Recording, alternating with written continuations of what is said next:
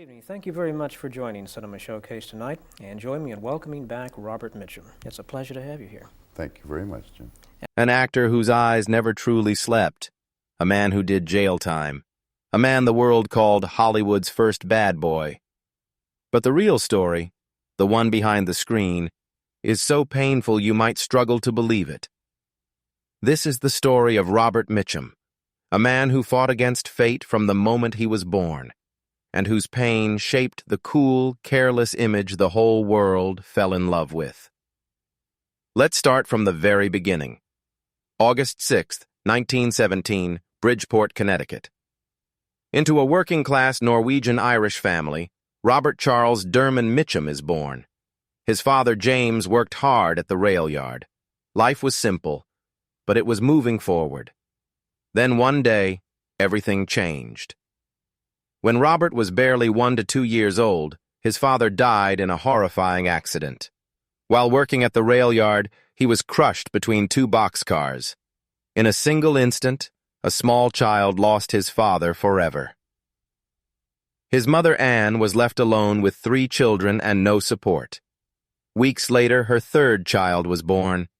Just imagine, a young widow, 3 helpless children, and her husband's body barely cold.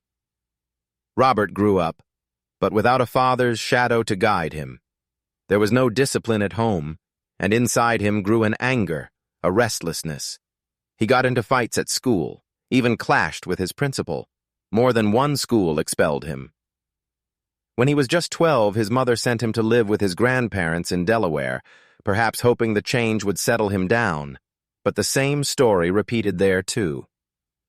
A year later, he moved in with his sister in New York City's Hell's Kitchen, a neighborhood where daily fights were nothing unusual. But here's the interesting part. This was the same boy who read Shakespeare, who wrote poetry, whose memory was sharp enough to recite entire passages from memory. On one side, street violence. On the other, literature. From the very start, Robert Mitchum was living in 2 completely different worlds. Now comes the turn where the story slides into real suspense. At 14, Robert dropped out of school and ran away from home. During the Depression era, like millions of other Americans, he began hopping freight trains, hiding in boxcars, drifting across the country. He dug ditches, boxed for money, took whatever work he could find. At one point, things got so bad that he was arrested on a vagrancy charge and sent to a chain gang, the brutal system of shackled labor common across the American South at the time. It's said that during this period he was injured so badly that doctors nearly had to amputate his leg. Think about that. The man who would later look so effortlessly tough on screen once came within inches of losing a limb, and possibly his life. This drifting, this struggle to simply survive, went on for nearly 5 years. These were the years he later called his real education. Eventually, Robert made his way to his sister Julie in Long Beach, California. She convinced him to join the local theater guild. No one could have guessed this small decision would change his entire life.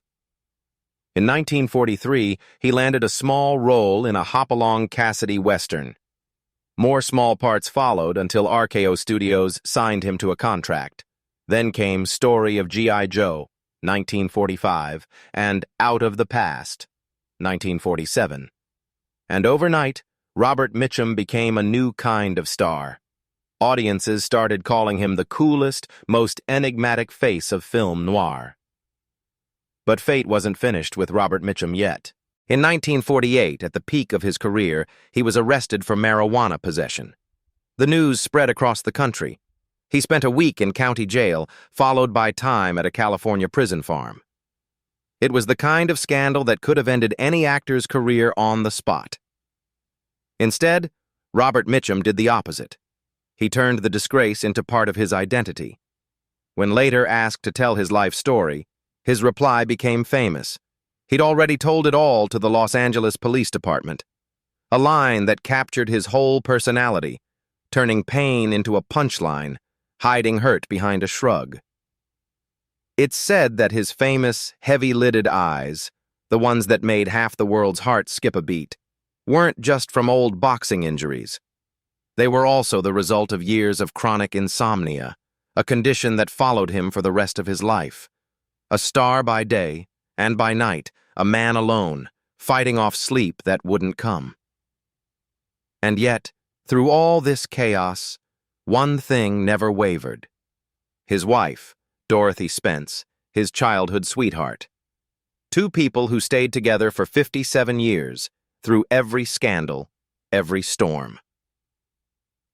On July 1st, 1997, in Santa Barbara, Robert Mitchum passed away. He left behind a legacy that still fascinates film critics today. A fatalistic tough guy, whose real life was more dramatic than any film he ever starred in. A boy who lost his father in a horrific accident, who wandered the streets, who went to jail, who survived a chain gang, and who still, in his own defiant way, became one of Hollywood's most unforgettable faces. That was Robert Mitchum's story, a journey from pain to stardom that people still haven't forgotten.